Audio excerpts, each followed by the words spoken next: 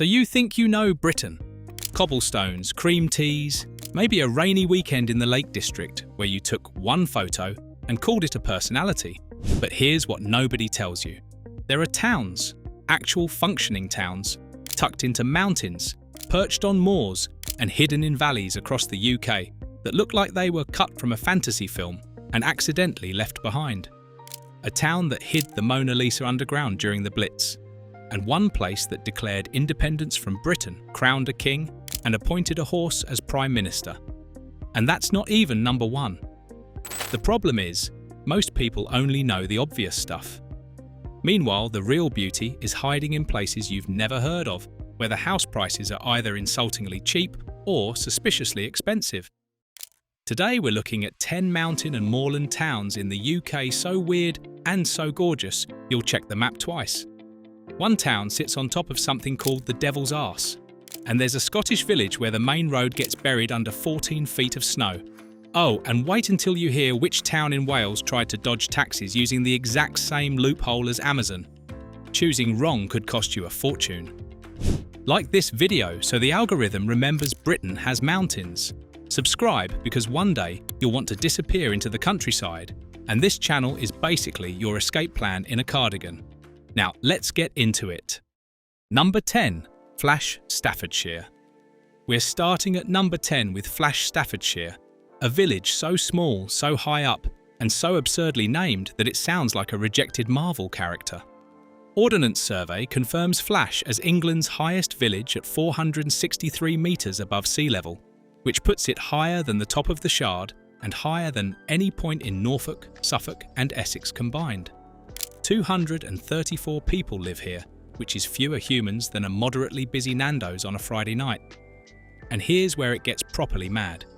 The English words flash, flashy and flash money, meaning fake, counterfeit or showy, all trace directly back to this village. Counterfeiters operated out of Flash during the 18th century, meeting at a spot called Three Shires Head, where three counties collide at a stone packhorse bridge over a waterfall. When police closed in from Staffordshire, the criminals would step across the stream into Derbyshire, which meant different county, different jurisdiction, untouchable. Cockfighting rings and bare-knuckle boxing matches ran the same loophole for decades until a servant girl informed authorities, and several of the gang ended up hanged at Chester. Enrolment at the village school dropped to 7 pupils before it closed in 2012. And that's not a school, that's a study group that got out of hand. One pub called the New Inn and one shop called Flash Bar Stores are all that remain. And Flash Bar Stores claims to be England's highest shop, which is the kind of record you put on your CV when nothing else fits. What nobody warns you about living at England's highest point is the wind, which doesn't blow through Flash so much as move in permanently. Mist can sit on the moor for days like it's paying rent, and the bus service runs weekday mornings only, so if you miss it, you live here now. But if you thought Flash was niche, the next town took its entire identity crisis and turned it into a UNESCO World Heritage Site. In the rain, obviously. Number 9.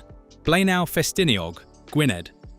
Number 9 is Blaenau Ffestiniog in North Wales, and good luck pronouncing it, but better luck staying dry in it. This former slate mining town catches roughly 2,000 millimetres of rain per year. That's nearly 80 inches, which ranks it among the wettest inhabited places in Britain. Clouds don't visit Blaenau so much as retire here. But the rain isn't even the wildest part of the story.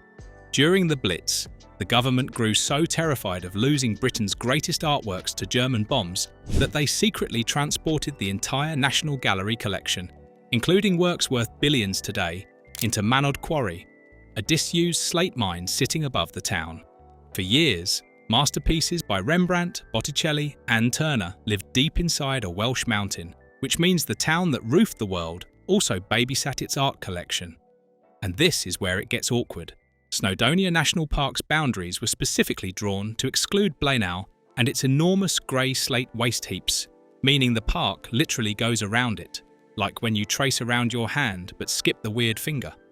That same slate landscape earned UNESCO World Heritage status in 2021, putting it in the same category as the pyramids and the Taj Mahal. The national park said no thanks, and UNESCO said, actually, this is globally significant. Population sits around 4,000 now, down from 12,000 at the industry's peak, and the average house price lands at just £118,000, with flats going for around £61,000, which is less than a deposit in most of London. Nearly 79% of residents speak Welsh as a daily language. Founded in 1832, the Ffestiniog Railway holds the title of the world's oldest independent railway company. And Zip World Gwynedd has turned old mine caverns into an underground adventure park, complete with trampolines inside a chamber twice the volume of St. Paul's Cathedral. But here's the catch. Fuel poverty runs high, employment options stay thin, the approach roads climb steeply, and you will get rained on, which isn't a warning so much as a weather guarantee printed in the terms and conditions of existing here. £61,000 for a flat in a UNESCO World Heritage site. London would charge that for a parking permit and a strong sense of regret. And if you thought Blaenau was extreme, the next town makes it look tropical. Number 8. Braemar, Scottish Highlands.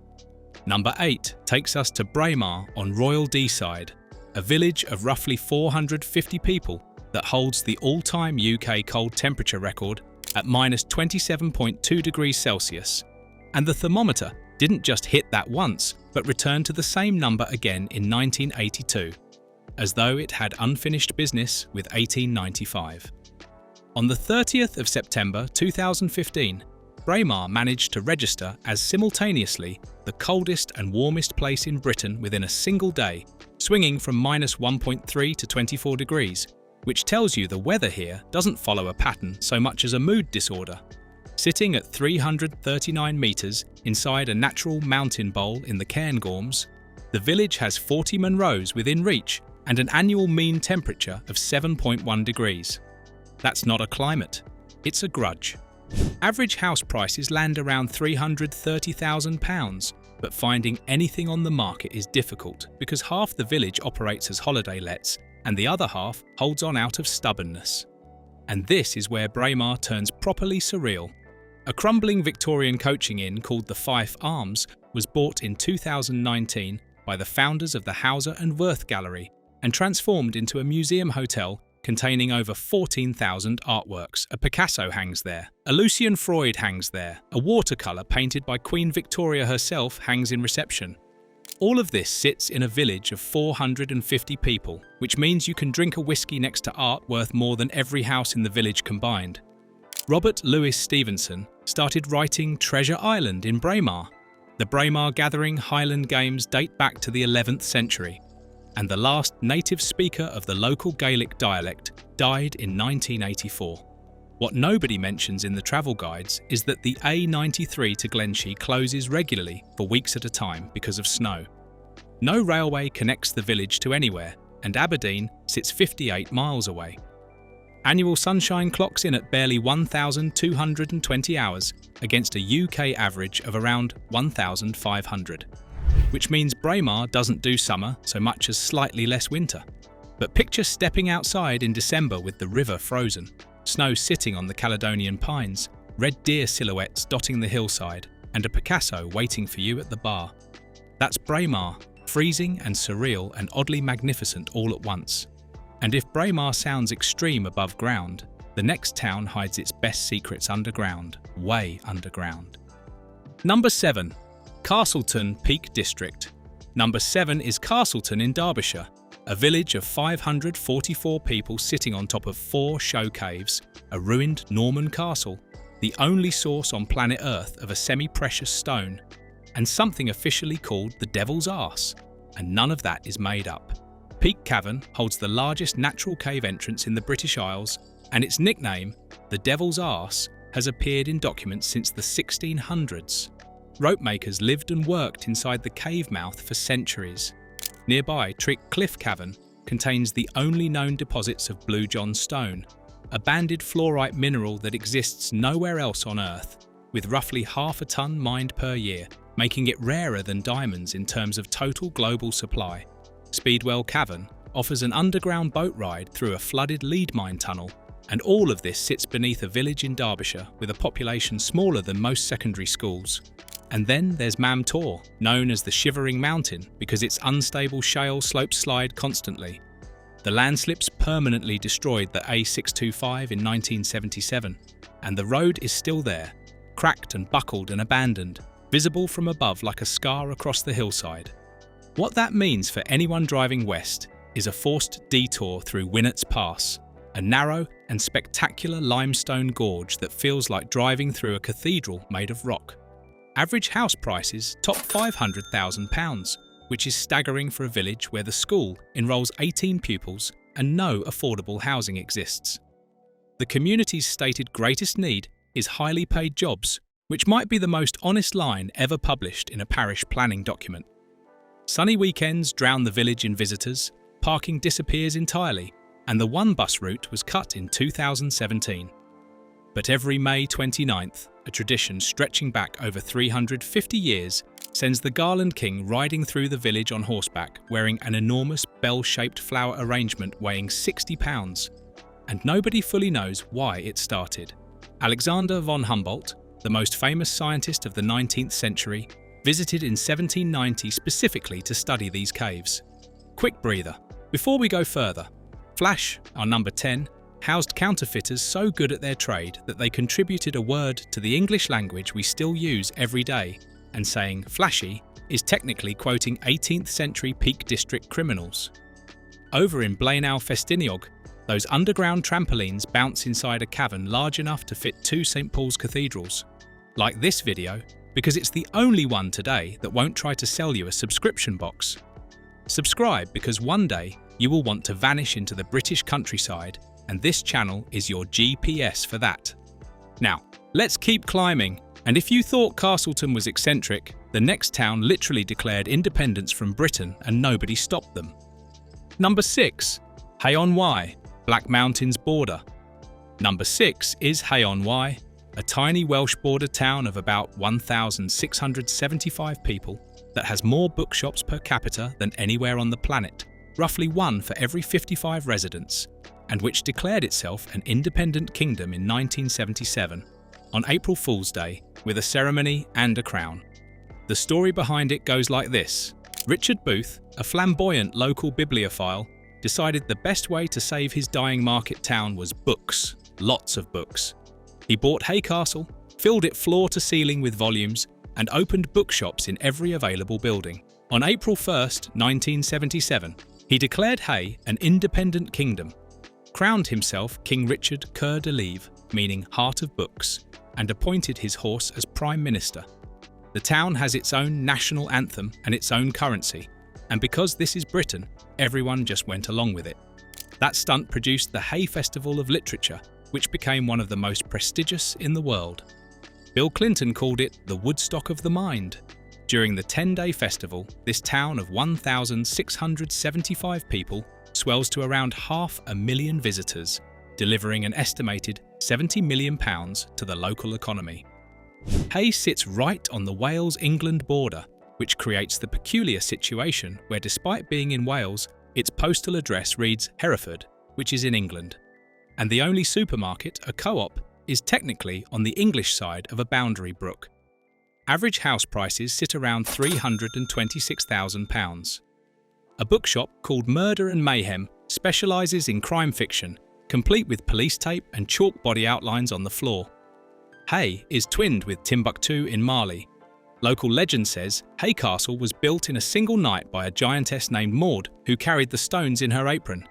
And the whole place sits within the Brecon Beacon's Dark Sky Reserve, so on clear nights over 3,000 stars are visible overhead.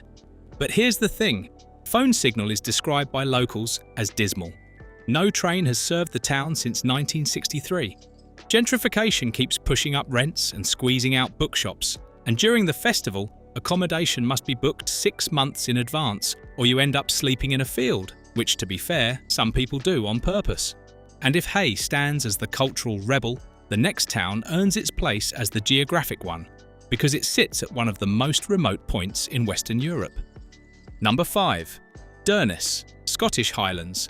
Halfway through, and we've arrived at Durness, the most north-westerly village on the Scottish mainland. Roughly 400 people live here, making it the largest settlement in the most sparsely populated region of Western Europe. And if you look at Durness on a map and think there's nothing up there, you're almost right. And that's exactly the point. What nobody expects from a village this remote is a John Lennon connection. Young John spent his childhood summers in Durness because his uncle Bert owned a croft overlooking Sango Bay, and the boy fished and walked the moors and by all accounts loved it. Lennon returned with Yoko Ono in 1969 and crashed their white Austin Maxi on a single-track road, which put 17 stitches in him and put Durness on the map. A memorial garden stands there now, and in 2007 the quarryman performed inside Smoo Cave with Yoko's blessing. Smoo Cave itself ranks among the largest sea caves in Britain and features an internal waterfall plunging from the roof. Clomore Cliffs at 281 metres are the highest sea cliffs on the British mainland. Sango Sands and Balnakeil Bay have turquoise water that looks Caribbean in photographs and will freeze you solid in person. Cape Wrath, the most northwesterly point of mainland Scotland, can only be reached by ferry and minibus, and the name Roth comes from the Norse word for turning point, because even the Vikings thought this was the edge. And this is where it turns wonderfully strange. Balnakeil Craft Village occupies a converted Cold War-era RAF radar base that now houses artist studios and, improbably, Cocoa Mountain, a luxury chocolate manufacturer sitting in one of the most remote spots in Britain. You can buy single-origin truffles where the military once tracked Soviet submarines. Over at the old Balnakeil Church, the grave of notorious local bandit Doniwil Mac Moray sits inside the church wall itself, positioned that way specifically so his enemies couldn't walk over his grave. 41% of residents are over 65, and self-employment runs as high as 26%. No public transport connects the village to anywhere. The nearest real town sits 120 miles south in Inverness, reachable only by single-track roads with passing places. Atlantic storms batter the coast regularly, and your Amazon delivery will arrive when it arrives. But imagine stepping outside at midnight in June, with the sun barely below the horizon, the sky glowing amber over Balnakeil Bay, and nothing audible except waves and wind. That is what the end of the world actually looks like, and it's beautiful.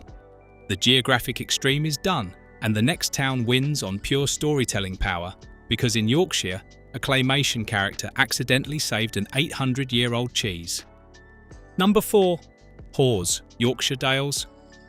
Number 4 is Hawes in North Yorkshire, population around 1,100, elevation 259 metres, one of England's highest market towns, and home to the Wensleydale Creamery, which was on the verge of closure in the 1990s until an animated plasticine man with a cheese obsession accidentally rescued an entire town's economy, and that is the most British sentence this video will ever contain. By the early 90s, Wensleydale cheese sales had collapsed and the creamery was struggling. That changed in 1995 when Nick Parks Wallace declared Wensleydale his favourite cheese in a close shave. And Park later admitted he chose the name purely because Wensleydale was the funniest word to animate mouth movements to, not because of flavour or heritage, but because of how a clay mouth looks saying it.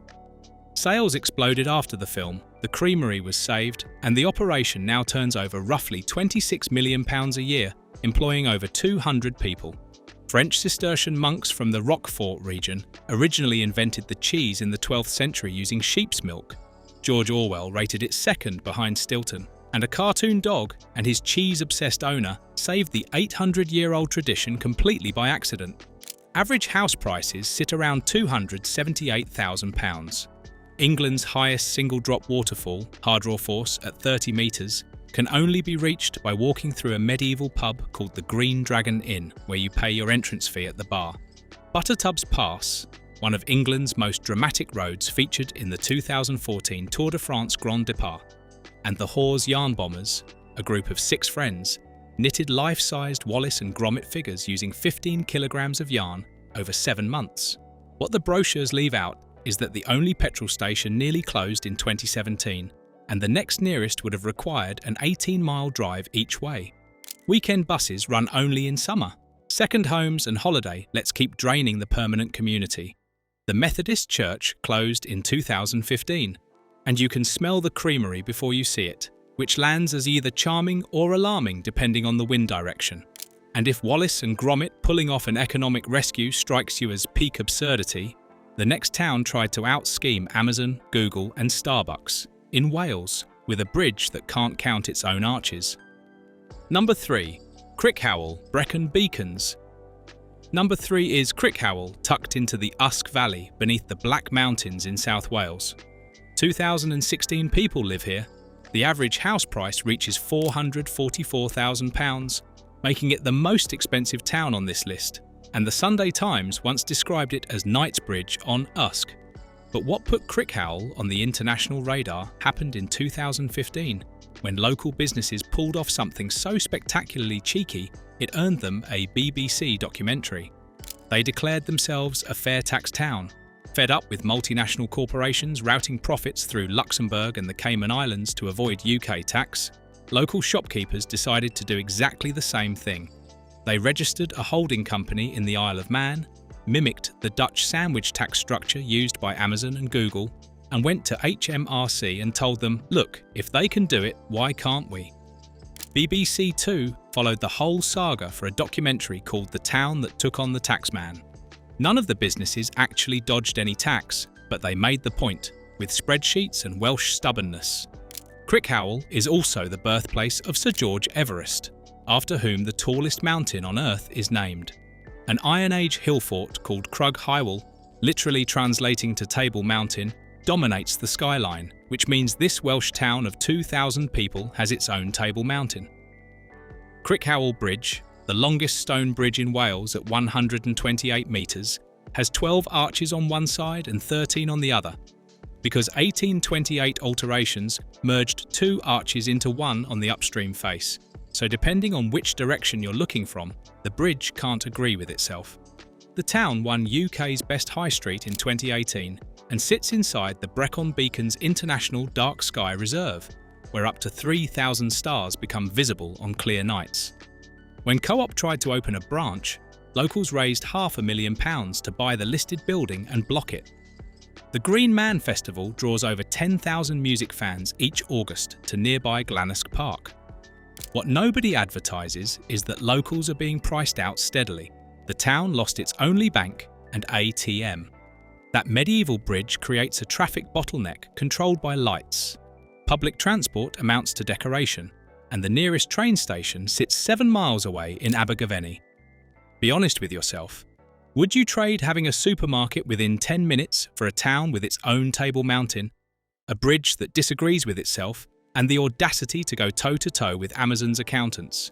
And if Crickhowell stands as the rebel, the next town is the Mystic, a place where the sky turns so dark you can see the Milky Way without trying, and which once operated 200 illegal whiskey stills.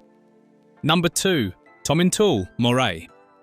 Number 2 takes us deep into the Cairngorms to Tomintoul, population around 700, elevation between 345 and 355 metres, the highest village in the Scottish Highlands, and home to the Tomintoul and Glenlivet Dark Sky Park, which holds the distinction of being the most northerly international dark sky park in the world. Stepping outside on a clear winter night here means seeing the Milky Way with the naked eye, and sometimes the northern lights appear. No app required, no filter needed, just sky. The Duke of Gordon purpose-built the village in 1775 to resettle tenants and, more urgently, to stamp out illegal whiskey distilling because up to 200 illicit stills were operating in the surrounding glen at the time. A government report from 1797 noted that 37 families in the area lived with no industry whatsoever, and the official language of the report described them as all selling whiskey and all drinking it, which reads simultaneously as a damning social report and a solid TripAdvisor review. Queen Victoria passed through in 1860 and called Tomintoul the most tumble-down, poor-looking place she had ever seen, which, coming from a woman who lived in a castle, could either destroy a village or put it on the map. Tourism started shortly after, because nothing sells a destination like a monarch publicly roasting it. The A939 to the Lecht ski area ranks as the highest A road in the UK, reaching 646 metres at the pass with 20% gradients, and it is regularly the the first road in Britain to close when snow arrives. During winter 2021, the road shut 9 times and snowdrifts reached 14 feet, with snowplows battling for weeks while the village carried on, presumably selling whiskey and drinking it. Average property prices hover around £335,000, but remain volatile because of tiny transaction volumes. Both main hotels closed by 2010, and the bus to the nearest town runs only on Wednesdays.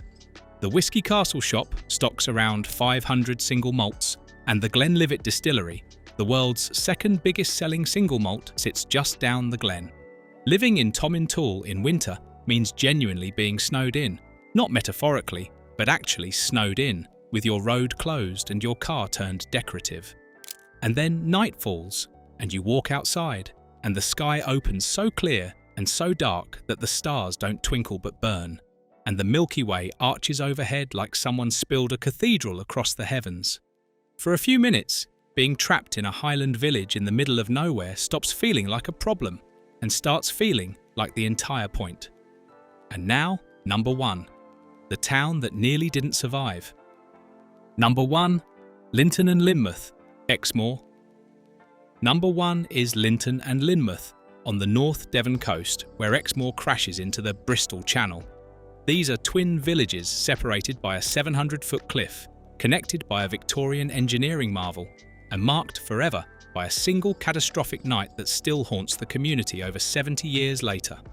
Robert Southey called this place Little Switzerland in 1799. Gainsborough honeymooned here and described it as the most delightful landscape he'd ever seen. Shelley and Wordsworth and Coleridge all walked these valleys, and the appeal remains obvious. Lynmouth sits at sea level where 2 rivers meet, surrounded by impossibly steep and wooded gorges, while Lynton perches on the plateau 150 metres above. Nearby, the Valley of the Rocks features weathered sandstone formations with names like the Devil's Cheese Ring and Ragged Jack, where wild feral goats scramble among outcrops overlooking the sea. Linking the 2 villages is the Lynton and Lynmouth Cliff Railway, which opened in 1890 and holds the title of the highest and steepest fully water-powered funicular in the world. The numbers are 262 metres of track, 152 metres of vertical rise, 57% gradient and 0 electricity, because it runs entirely on gravity and 700 gallons of water. Only 3 water-powered funiculars remain on Earth, and this is one of them. Sir George Newnes, the financier behind the project, also published the Strand magazine where Sherlock Holmes first appeared, and Arthur Conan Doyle himself attended the opening ceremony. But here's the story that puts Lynmouth at number 1, and it's the reason we saved it for last. On the night of August 15th, 1952, after weeks of rain, 229 millimetres fell onto already saturated Exmoor in a single night. 90 million tonnes of water funneled down the narrow valleys into Lynmouth, and the river rose 60 feet above normal. Boulders weighing 15 tonnes were thrown like pebbles. 34 people died, over 400 lost their homes, and more than 100 buildings were destroyed or severely damaged in a matter of hours when a debris dam at the bridge turned the river into a wall of water, rock and timber. And this is where it turns darker. The RAF had been conducting cloud seeding experiments called Project Cumulus in the days before the flood, and classified documents later confirmed the programme was active that summer. Whether those experiments contributed to the rainfall remains officially unproven. But the timing has fueled one of Britain's most persistent conspiracy theories for over 70 years. Lynmouth rebuilt, slowly and stubbornly, and the village standing today was redesigned to handle future floods with a redirected river channel, but the trauma remains part of the community's identity. Average house prices sit between £293,000 and £385,000, depending on which village you look at. And the economy depends entirely on seasonal tourism. The Valley of the Rocks has its feral goats and wild Exmoor ponies. Watersmeet, a National Trust Victorian fishing lodge, sits at the confluence of 2 rivers among waterfalls. The whole area lies within Europe's first international dark sky reserve, designated in 2011. And in 1899, a 10-ton lifeboat was hauled 13 miles overland across Exmoor through the night by 20 horses and 100 men to save 18 crew from a stricken ship, because that's the kind of place this is. Imagine standing on the cliff railway as it descends through trees towards the harbour, with the Bristol Channel stretching out ahead and Wales visible across the water, and salt air filling your lungs. Below you, a tiny village rebuilt itself from rubble, stone by stone, out of pure stubbornness and love. That's why Lynmouth sits at number 1, not because it's the prettiest or the cheapest, but because it survived. 10 mountain towns across Britain, 3 Scottish, 3 Welsh, 4 English, stretching from Flash, where counterfeiters gave us the word flashy, all the way to Lynmouth, where an entire village was rebuilt from a single night of devastation. We've seen a Picasso in a Highland pub, a horse serving as Prime Minister, 14-foot snowdrifts, and the most northerly dark sky park on Earth. Which one is calling your name? Drop it in the comments. Tell me if you've been to any of these. Tell me if you live in one and I got something wrong, because I can take it. Like this video because it's the most exercise your thumb will get today. Subscribe because the next video covers 10 towns you won't believe exist in Europe, and 2 of them don't technically have governments. Hit the bell so you don't miss it. And if you made it this far, you're officially the kind of person who'd survive a winter in Braemar probably, but maybe wear an extra layer. See you in the next one.